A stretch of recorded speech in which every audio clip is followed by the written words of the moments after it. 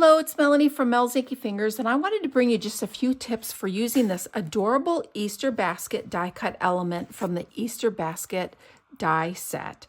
This bundle is adorable. It can be found in the January to April mini catalog, and this is what they look like. So here is the really cute Easter basket.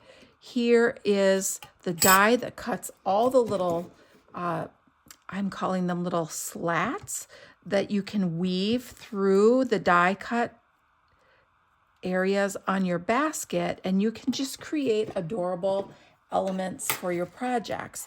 Now, you may be intimidated by this, but don't be. It's really, really simple. So I die cut this basket in pretty in pink cardstock, and these cute little slats are die cut from the Pleasant Patterns specialty paper that's in the catalog. Isn't that cute? These little polka dots. So what I found is I like to work in the center of the basket because I think it gives you the most space to work with. And I found that if you put the little, these little pieces just barely past the cut, and then they pop right in there, and you can see they really slide very easily through here. So you shouldn't have any trouble getting your basket created, and you can do as few or as many as you want. And then once you get it in there, you can just slide it all the way down like this. Whoops. You can slide it down like that, or you can slide it all the way to the top. It's really easy to work with.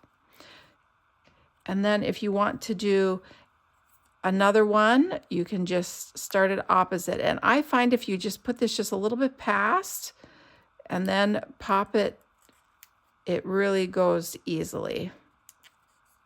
So you can see just how easy these slide through there. So you really don't meet much resistance until you have several in here.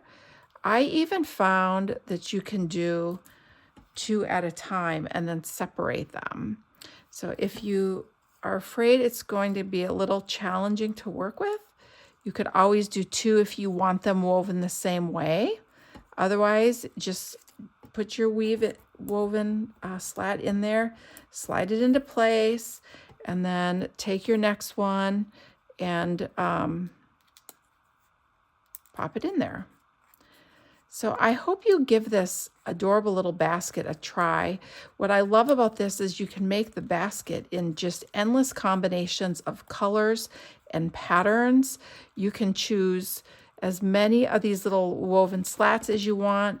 You can bring them all to the top, all to the bottom, keep just a couple in the center, but you can trim off the extra here when you're done at the ends. And then I want to show you how cute this is.